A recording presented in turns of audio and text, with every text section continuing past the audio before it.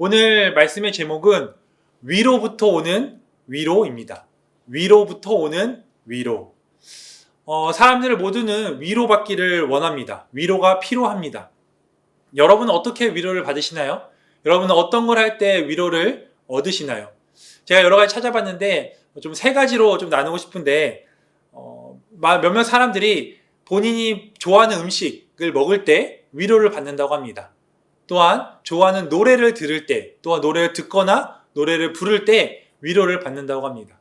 마지막 세 번째는 힘든 상황을 누군가에게 얘기하면서 본인의 상황을 얘기하면서 그것을 들어줄 때 위로를 받는다고 합니다. 위로의 사전적인 의미는 따뜻한 말이나 행동으로 괴로움을 덜어주거나 슬픔을 달래주는 것이라고 합니다. 사람 모두는 위로받고 싶어 합니다. 위로는 해결책을 원하는 것이 아니라 무언가 해결해 주길 원하는 것이 아니라 본인의 상황을 알고 이해하고 공감해 주기를 바라는 거예요. 그래서 얼마나 그 사람에 대해서 공감해 주냐에 따라서 그 위로가 정말 참된 위로가 되고, 때로는 공감이 아니라 그것을 해결해 주려고 하면 오히려 위로가 되지 않은 것을 보게 됩니다. 여러분, 그 많은 능력 중에 공감 능력이라고 들어보셨습니까? 공감 능력. 제가 고등학교 이후로 20살 때부터 28살 때까지 제가 연애를 하지 않았습니다. 연애를 못한 것도 있고 연애를 하지 않고 28살에 아내를 만나 연애를 하고 결혼을 했습니다. 혈기왕성한 그 청년 때 그 8년 동안 저의 연애 침체기를 겪으면서 제가 연애를 하지 않았지만 연애 공부를 했어요. 글로 배웠죠. 어디 이렇게 컨퍼런스를 가면 연애 세미나를 들어가고 또 결혼 세미나를 들어가고 또 책도 연애에 대한 책을 읽고 또 이렇게 영상을 많이 봤습니다. 연애를 잘하고 싶었어요. 또 결혼 생활도 잘하고 싶었어요. 근데 제가 이렇게 침체기 가운데 공부를 하면서 가장 많이 들었던 단어가 바로 공감이라는 단어였어요. 연애를 잘하기 위해서, 특히 남자들이 연애를 잘하기 위해서는 여자들의 그 공감을 알아야 된다. 여자를 더 이해하고 여자들과 함께 공감해야 된다는 거예요. 그래서 연애를 못하는 이유는 공감 능력이 없기 때문이고, 반대로 연애를 잘하기 위해서는 공감 능력을 키우라는 거죠. 제가 이번을 준비하면서 제가 너무나 재밌게 봤던 드라마의 한 장면이 생각났어요. 응답하라 1988이라는 드라마인데, 그 드라마의 한 장면이 이렇습니다. 남자들과 여자들에게 주인공들이 모여서 여자들이 남자들에게 이런 질문을 합니다. 상황을 설명하면서 이렇게 질문합니다. 그 여자친구가 새로운 집으로 이사를 했어요. 이사를 했는데 문을 열면은 그 밖에 매연이 들어와서 너무나 힘들다는 거예요. 반대로 문을 닫으면 새집 냄새 때문에 또 머리가 너무나 아프다는 거예요. 그래서 그 여자들이 이 상황을 설명하면서 남자들한테 물어봅니다. 그러면 문을 여는 게 좋을까, 문을 닫는 게 좋을까, 이렇게 물어봐요. 그때 이제 두 남자가 이렇게 대답을 하는데, 한 남자는 이렇게 대답을 합니다. 그래도 차라리 매연이 낫지 않나? 문을 여는 게 좋을 것 같아. 또 다른 남자 주인공은 또 이렇게 얘기합니다. 아니야, 차라리 매연보다는 페인트가 낫지. 매연보다는 새집 냄새가 낫지. 그냥 문을 닫어. 이렇게 대답을 얘기했죠. 이 지금 상황을 듣고 계신 남자 성도 여러분, 어떤 대답을 하시겠습니까? 이 두 남자가 문을 닫어 혹은 문을 열어 이렇게 대답을 했는데, 그 여자 주인공들이 이렇게 얘기합니다. 환장한다, 환장해. 둘 다 틀렸다는 거예요. 둘 다 잘못 대답했다는 거예요. 그 여자들이 원하는 대답은 뭔지 아십니까? 바로 이거래요. 괜찮아? 많이 힘들었겠다. 병원 가봐야 되는 거 아니야? 이렇게 공감해 달라는 거예요. 남자들은 문을 닫고 여는 거에 초점을 두고 해결해 주려고 했지만, 여자들은 그것이 아니라 문을 닫고 여는 것이 아니라 그것 때문에 내가 문을 열거나 문을 닫을 때 그 매연과 그 새집 냄새 때문에 힘들었던 그것을 공감해 주기를 바랬던 거죠. 사랑하는 남자 성도 여러분, 우리 공감 능력을 키웁시다. 우리 공감 능력을 갖고 있으면 결혼 생활이나 연애 생활이나 모두가 아주 평탄해질 거예요. 오늘 여러분과 제가 함께 나눌 이 말씀의 제목이 위로부터 오는 위로예요. 즉, 공감 능력이 너무나도 뛰어나신 하나님께서 주시는 그 위로를 이 시간 가운데, 이 말씀 가운데 여러분과 함께 나누길 소망합니다. 위로부터 오는 위로. 세상에서 얻는 위로는 세상에서 여러분의 여러 가지 방법으로 얻는 위로는 수평적인 위로라고 합니다. 그래서 수평적인 위로이기 때문에 누군가에게는 위로가 되고 누군가에게는 위로가 안 될 수가 있어요. 같은 노래를 들어도 누군가에게는 위로가 되지만 누군가에게는 위로가 되지 않고 그냥 들리게 돼요. 하지만 하나님으로부터 오는 위로부터 오는 이 수직적인 위로는 남녀노소를 불구하고 세대를 불문하고 문화를 초월해서 그 누구나 다 하나님의 그 놀라운 위로가 임한다는 거예요. 잠깐 왔다 가는 위로가 아니라 누구만 받고 누구는 받지 않는 위로가 아니라 하나님의 말씀을 통해서 기도를 통해서 여러 예배를 통해서 하나님께서 주신 위로는 모두에게 다 임한다는 거예요. 왜냐하면 하나님은 전지전능하신 분이고 우리를 너무나 잘 아시고 무엇보다 공감 능력이 아주 뛰어나신 분이기 때문이에요. 오늘 여러분과 제가 함께 읽은 이사야서는 총 66장으로 되어 있습니다.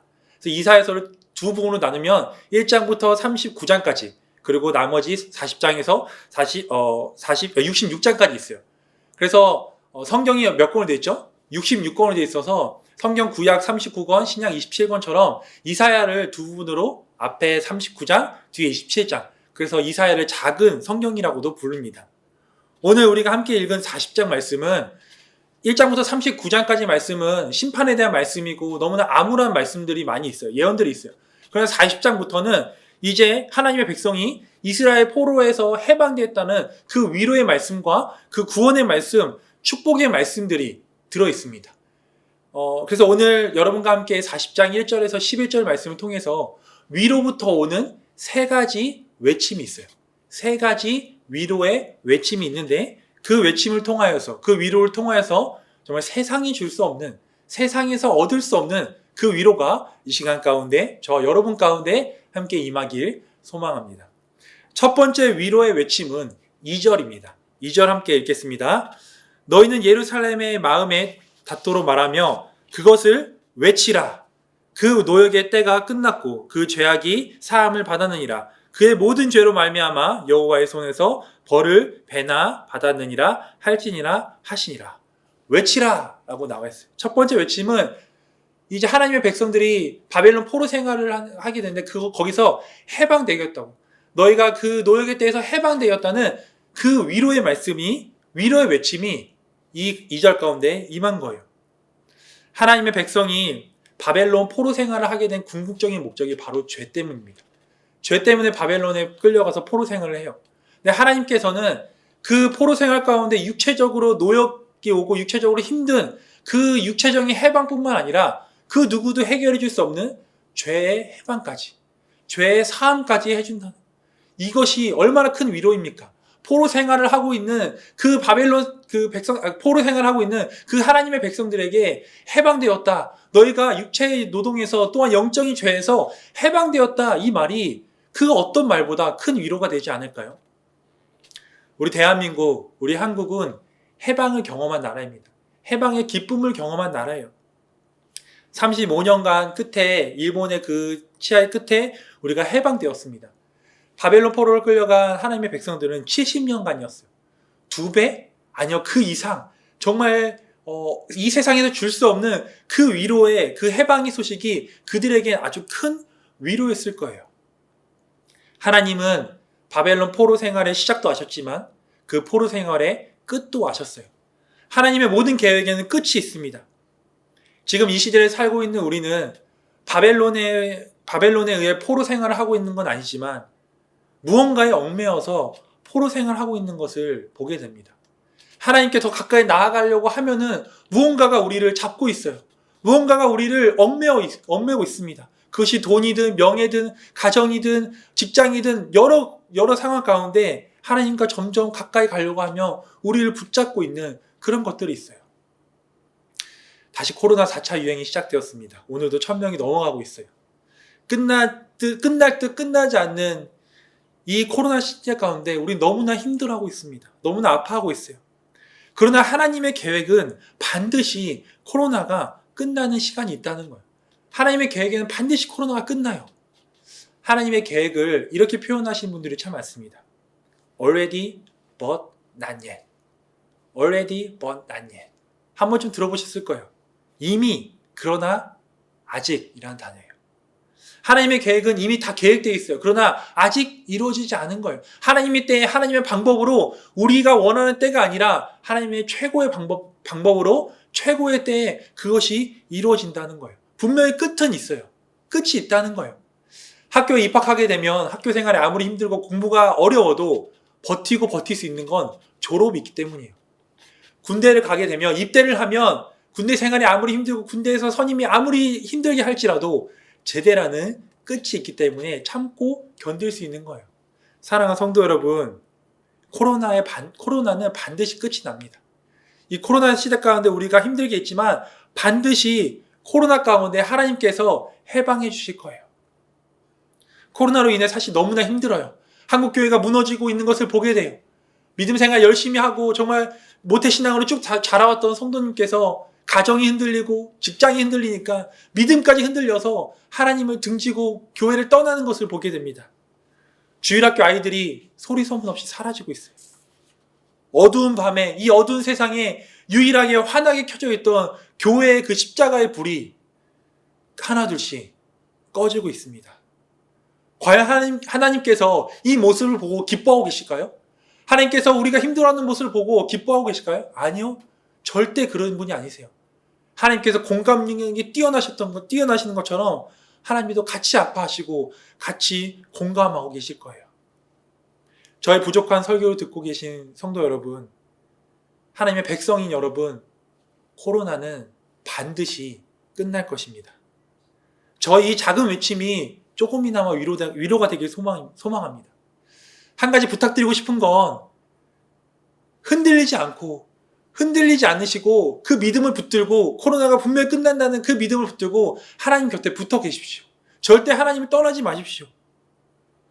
일제감정기, 아까 제가 우리 대한민국은 해방을 경험했다고 말씀드렸어요.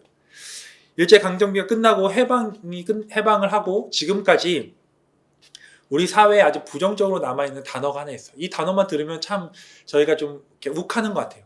바로 친일파라는 단어예요. 한 인터뷰를 본 적이 있습니다. 일제강점기에 일본에게 지지했던 그 친일파였던 그분에게 이렇게 인터뷰를 하는 걸 제가 본 적이 있어요. 근데 그 기자도 참 짓궂죠. 이런 질문을 했습니다. 그 시대에 왜 일본에게 그렇게 지지하고 일본을 적극적으로 협조했습니까? 이런 질문을 했어요. 근데 그분이 너무나도 좀 죄송한 마음으로 너무나도 이렇게 조용하게 이렇게 대답을 했습니다. 한국이 해방될 거라고 믿지 않았기 때문이라고. 한국이 해방될 거라는 것을 믿지 않았기 때문에 그때 일본에게 그렇게 충성하고 일본을 붙잡았다는 거예요. 사랑하는 성도 여러분, 코로나가 끝나지 않는다는 그런 헛된 믿음을 갖고 있으면 우리가 하나님을 떠나게 돼요. 하나님께 등지게 돼요. 단순히 하나님께 등지는 게 그냥 단순히 등지고 떠나는 것이 아니라 영원한 생명을 우리가 누리지 못하는 거예요. 너무나 심각한 문제예요. 그렇기 때문에 사랑하는 하나님의 백성 여러분, 코로나가 분명히 하나님께서 해방시켜 줄 것이라고 믿고 계신 여러분, 주변에 이 코로나 때문에 힘들어하고 믿음이 흔들리고 있는 지체들에게 외치십시오. 반드시 하나님께서 우리를 코로나 가운데 해방시켜 주실 거라고 외치며 나아가기 소망합니다. 그래서 그 가운데 하나님께서 주신 위로를 여러분과 저와 많은 사람들이 그 위로의 말씀을 붙들고 믿음으로 나아가는 여러분 되길 소망합니다. 하나님의 백성들이 포로 생활 가운데 해방의 위로를 주셨듯이 오늘 이 시간 코로나뿐만 아니라 여러분 삶 가운데 포로로 같이 우리를 붙잡고 있는 것들에서 해방시켜 주시는 그 위로가 여러분 가운데 임하길 소망합니다. 두 번째 위로의 외침은 3절이에요. 제가 3절 읽어보겠습니다. 외치는 자의 소리여 이르되 너희는 광야에서 여호와의 길을 예비하라.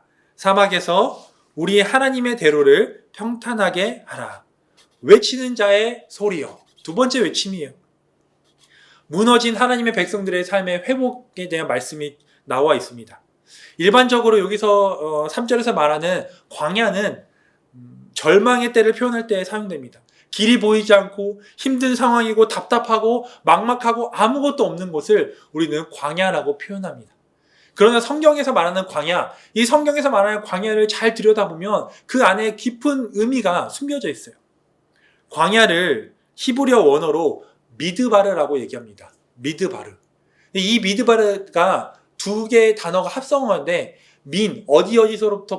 어디로부터 민이라는 단어와 다바르, 하나님의 말씀, 이 다바르의 합성어예요.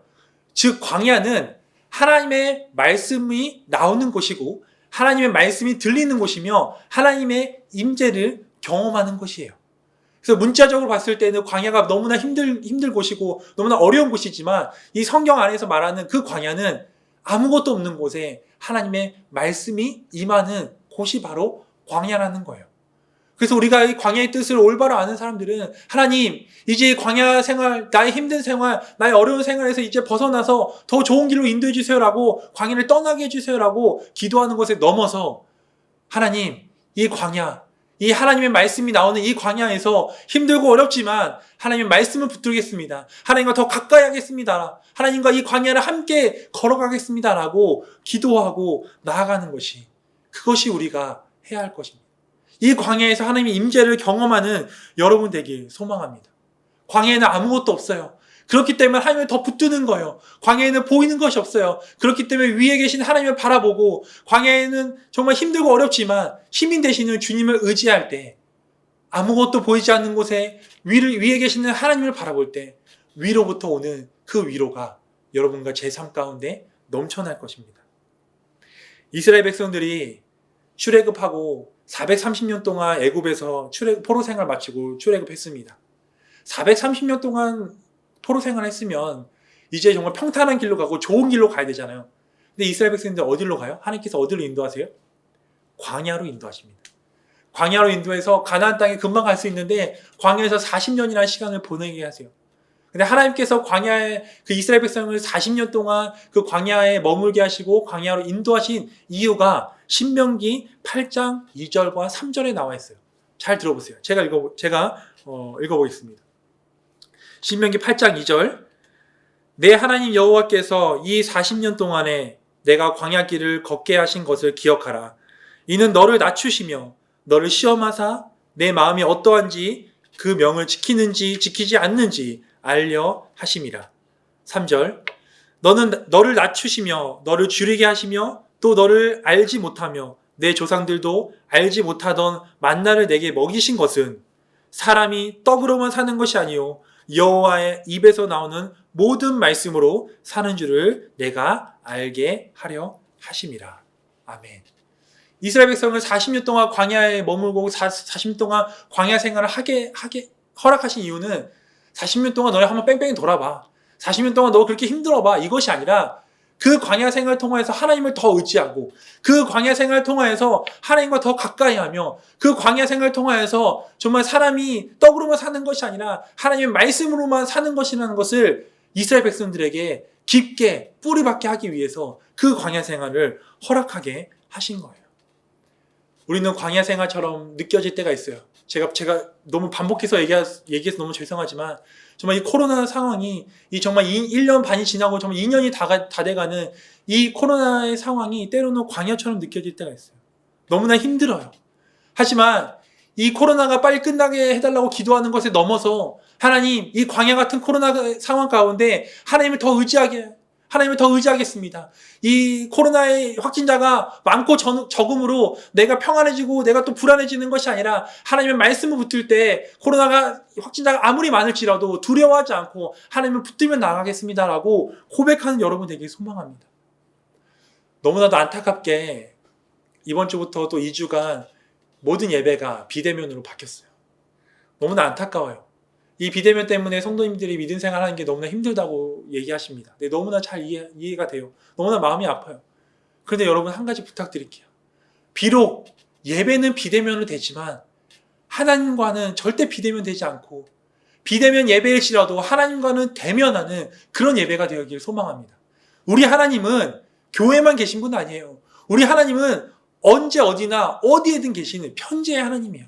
그렇기 때문에 여러분이 예배드리는 그 가정에서 예배드리는 그 길거리에서 예배드리고 때로는 차에서 예배드리든 어디서 예배드리든 여러분이 하나님께 온전한 마음으로 예배드린다면 그 예배 가운데 하나님의 임재를 경험하고 그 예배 가운데 하나님께서 함께 하신다는 거예요. 바울은 감옥에서 예배했습니다. 요나는 물고기 뱃속에서 예배했어요. 다니엘은 사자굴에서 예배했어요. 사랑하는 성도 여러분, 여러분이 드리는 그 장소가 예배 장소이며 그 장소가 하나님의 임재를 경험하는 그런 은혜의 장소입니다. 그렇기에 비록 비대면으로 예배드리지만 정말 하나님과 더 대면하고 하나님과 더 긴밀한 그런 예배가 되길 정말 소망하고 정말 기도합니다. 광야에서 하나님의 위로가 임하면 어떤 일이 일어날까요? 5절을 함께 보겠습니다. 5절에 보면 이렇게 나와 있습니다. 여호와의 영광이 나타나고 모든 육체가 그것을 함께 보리라. 이는 여호와의 입이 말씀하셨느니라. 뭐라고 말씀하세요? 그 광야 가운데 하나님의 위로가 임하면 여호와의 영광이 나타난다고 해요. 그것을 우리가 본다고 얘기합니다. 출애굽기에서 여호와의 영광을 여호와의 임재라고도 표현하고 있어요. 우리가 광야 가운데 하나님의 위로가 임하고 광야 가운데 하나님을 붙들고 나가면 하나님의 임재가 우리 가운데 임한다는 거예요. 너무나 큰 위로가 아닙니까? 아무도 없는 곳 같은 그 광야 가운데 하나님께서 나와 함께 해주신다는 거. 전지전능하신 하나님께서 나와 함께 하시고 하나님의 임재를 경험한다는 것이 저는 너무나 큰 위로가 되는 것 같아요. 여러분 삶 가운데서도 하나님의 영광이 임하고 하나님의 영광이 나타나고 하나님의 영광을 보는 것이 여러분 삶에 큰 위로가 되길 소망합니다. 마지막 세 번째 위로의 외침은 6절이에요. 자, 6절을 함께 읽어볼게요. 말하는 자의 소리여 이르되 외치라 라고 나와 있어요. 이 6절에서 외치라 라고 얘기하면서 어떤 걸 외쳐야 됩니까? 라고 질문합니다. 그러고 나서 8절에 이렇게 외치고 있어요. 8절을 제가 읽어볼게요. 풀은 마르고 꽃은 시드나 우리 하나님의 말씀은 영원히 서리라 하라. 뭐라고요? 우리 하나님의 말씀은 영원하다는 거예요. 여기서 말하는 풀과 꽃은 이 세상의 창조물, 특히 이제 사람을 지칭합니다. 성경에서 사람을 어떻게 표현하고 있나요? 제가 여러분과 저를 무시하는 게 아니에요. 야고보서 4장 14절에 보면 사람을 이렇게 표현하고 있어요. 내일 일을 너희가 알지 못하는도다. 너희 생명이 무엇이냐? 너희는 잠깐 보이다 없어지는 안개니라 라고 나와요. 잠깐 보이다 없어지는 안개라고 얘기해요. 우리가 정말 위로받아야 할 대상은, 우리가 정말 위로를 찾아야 할 분은 바로 하나님이에요. 세상에 잠깐 없어질 노래, 세상에 잠깐 없어질 음식들, 세상에 잠깐 없어질 것들에 의지하고 그것에 가서 위로를 받으려고 노력하는 것이 아니라 영원하신 하나님의 말씀, 영원하신 하나님께 나아가 없어지지 않는, 영원히 머무는 그 하나님의 위로를 갈망하고 그 위로를 먼저 찾는 여러분 되길 소망합니다. 수평적인 위로는 잠깐 왔다 가요. 잠깐 마음에 위안을 주고 떠나요. 하지만 위로부터 오는 위로, 이 수직적인 위로는 영원히 그 여러분 마음 가운데, 우리 마음 가운데 머문다는 거예요. 제가 하나님께 정말 가장 큰 위로를 받은 적이 있습니다. 가장 큰 위로를 받은 적이 있는데요. 여러분 그 대학은 되게 몇 년 다니죠? 네, 2년 아니면 4년을 다니죠. 근데 저는 대학을 거진 한 7년을 다녔습니다. 네, 영어를 잘 못해서 대학을 거의 7년을 다녔어요. 제가 대학 너무나 힘들었지만 그 대학의 졸업을 붙잡던 이유는 그 졸업을 해서 대학교 졸업해서 그 졸업장을 가지고 빨리 신학대학원을 가고 싶었어요. 정말 그 7년이라는 긴 시간을 통해서 정말 하나님의 은혜 가운데 졸업을 하고 이제 그 졸업장을 가지고 한국에 이제 신학대학원을 가기 위해서 이제 한국으로 왔습니다. 미국에서 이제 드디어 이재선이 이제 신학 공부를 하는구나라고 해서 막 파송도 하고 막 눈물 콧물 다 파송해서 이제 한국으로 왔어요. 2015년도에 이제 한국으로 들어왔습니다. 한국으로 들어와서 이제 신학대학원 이제 그 면접을 보고 시험을 봤어요. 모르겠어요. 제가 그때 참 교만했던 것 같아요. 저는 당연히 될 줄 알았어요. 그동안 정말 나름 열심히 살았고, 나름 하나님 뜻대로 살았고, 믿음 생활도 열심히 했고, 이제 드디어 신학대학원 가서 신학 공부를 한다고 이렇게 한국까지 나왔는데, 설마, 정말 교만했습니다. 설마 하나님께서 떨어뜨리실까? 그런 마음을 갖고 이제 시험을 보고 했어요. 교만했죠. 결국 어떻게 됐어요? 네, 떨어졌어요. 그때 제가 정말 세상에서 얻을 수 없는 그런 좀 약간 좌절감과 너무 힘들었어요. 하나님 어찌 저에게 막 불평불만도 하고 너무나 힘들었어요. 이 소식을 이제 주변에게 하나둘씩 알게 됐어요. 미국에 있는 친구들도 알고 이제 한국에 있는 친구들도 알았는데 친구들과 이제 주변의 지인들이 그 지인들도 좀 놀랬던 거예요. 그 지인들도 제가 너무나 교만한 것을 알았는지 당연히 될 줄 알았는데 이게 떨어지니까 뭐 괜찮다, 위로의 말도 해주고, 뭐 맛있는 밥도 사주고, 뭐 선물도 보내줬어요. 근데 그 순간 하나도 위로가 되지 않더라고요. 너무나 힘들었어요. 다시 미국으로 돌아가야 되고, 이 불합격이라는 이걸 가지고 다시 돌아가야 되는 것이 너무나도 부끄러웠어요. 미국에 돌아가기 한 일주일 전에 제가 혼자 이제 부산으로 여행 갔습니다. 부산 여행 가서 제가 이 스토리 한번 얘기한 적이 있는데, 부산을 여행 가서 이제 해운대에 이렇게 걷고 있는데, 정말 이게 바닷물인지 제 눈물인지 모르게 막 눈물 흘리면서 해운대를 걷고 있었어요. 주님 어찌합니까? 어떻게 합니까? 이렇게 막 걷고 있었어요.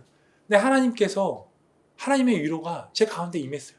다른 거 없었고 하나님께서 괜찮아, 괜찮아, 괜찮아 재선아, 부끄러워하지 마. 그 세상의 친구들과 많은 지인들이 괜찮다는 수많은 얘기를 하고 선물도 보내주고 맛있는 음식도 사주고 그랬는데, 그때 그들이 주는 위로보다 정말 세상에서 얻을 수 없는 그 위로와 평안이 그 가운데 있었습니다. 그 하나님의 위로가 없었다면 과연 제가 이 자리에 또 앞으로의 삶에 그렇게 생각을 합니다. 사랑하는 성도 여러분, 영원하신 하나님의 말씀, 영원하신 하나님으로부터 오는 그 위로를 경험하길 소망합니다. 세상의 위로 중요합니다. 세상의 위로 받기 원합니다. 하지만 세상의 것들을 먼저 찾기 전에 하나님을 먼저 찾아 하나님께서 주시는 그 영원한 위로, 푸른 마르고 꽃은 시드나 하나님의 말씀은 영원하다는 그 하나님을 붙들고 그 말씀을 통하여 그 영원한 위로를 경험하는 그런 여러분 되길 소망합니다. 제가 그 일을 겪으면서 하나 또 깨달은 게 있어요. 여러분, 그 상처 입은 치유자라는 말 아시죠? 무언가의 상처를 받았을 때 동일하게 그 상처를 받은 사람이 오면은 내가 그것을 좀 치유해 줄 수 있는 그런 그 상처 입은 치유자, 이런 단어가 있습니다. 근데 제가 이걸 좀 바꿔봤어요. 위로받은 위로자.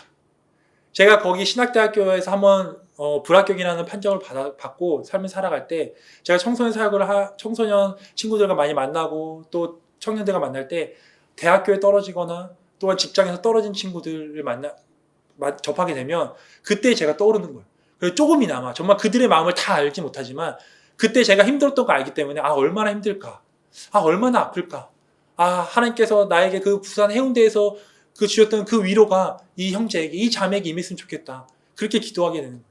사랑하는 성도 여러분, 여러분도 위로받은 위로자가 되기 소망합니다.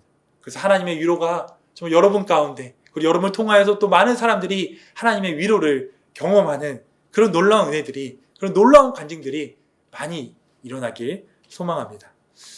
말씀을 마무리하려고 합니다. 우리에게 해방의 위로를 주시는 하나님, 우리에게 임재함으로 위로를 주시는 하나님, 우리에게 영원한 위로를 주시는 하나님, 그 하나님이 어떤 분일까요? 오늘 본문 10절에는 그 하나님을 강한 분이라고 말씀하시고, 오늘 본문 11절에는 그 하나님을 목자, 인도자 되시는 목자라고 말씀하십니다.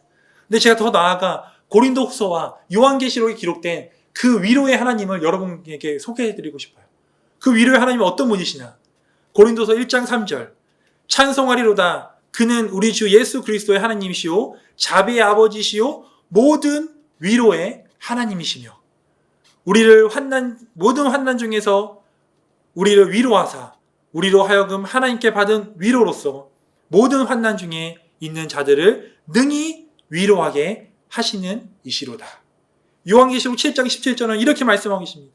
이는 보좌 가운데 계신 어린 양이 그들의 목자가 되사 생명수 샘물을 인도하시고 하나님께서 그들의 눈에서 모든 눈물을 씻어주실 것입니다. 우리 위로의 하나님은 어떤 분이세요?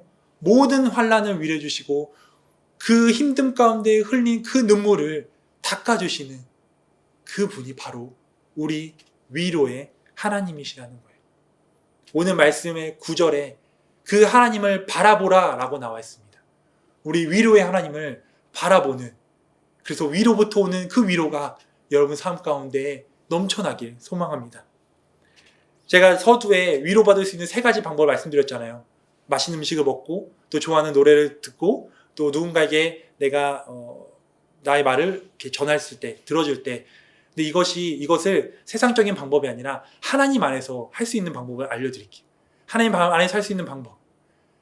맛있는 음식을 먹는 것보다 영적인 양식, 하나님의 말씀을 듣고 우리가 그것을 읽을 때, 그 하나님의 양식을 먹을 때 위로를 얻게 되는 거예요. 세상의 찬양을 듣는 것이 아니, 세상의 노래를 듣는 것이 아니라 하나님의 찬양을 듣고 우리가 부를 때 그 가운데 하나님의 위로가 임하는 거예요. 마지막으로 세상 사람들에게 얘기하는 것보다 우리 말씀을 모든 것을 들어주시는 하나님께 나아가 기도함으로 하나님께서 그 우리의 모든 것을 들어주시고 들어주는 것뿐만 아니라 그것을 해결해 주시는 그 하나님께 나아가 기도하는 것. 말씀과 찬양과 기도로 위로받는 것이 바로 위로부터 오는 진정한 위로라고 생각합니다. 사랑하는 성도 여러분, 여러분 삶 가운데 너무나 힘든 이 상황 가운데 하나님의 위로가 여러분의 가정과 여러분의 직장과 여러분의 삶 가운데 늘 넘쳐나길 소망합니다.